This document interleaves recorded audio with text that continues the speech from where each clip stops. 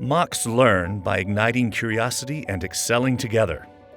In our classrooms, students don't just absorb information, they question, explore, and collaborate. Like in our mechatronics lab, where students work side by side, combining theory with hands-on practice to create innovative solutions. Mocs Do by transforming lives through action. It's not just about what you learn, it's about what you do with that knowledge. Take our public health students, who are out in the community using their skills to improve health outcomes and make a real difference in people's lives. Mocs Lead by propelling communities forward. Leadership isn't just about taking charge, it's about lifting others up. Like our business students who are developing strategies to help local nonprofits grow, ensuring that our community thrives together.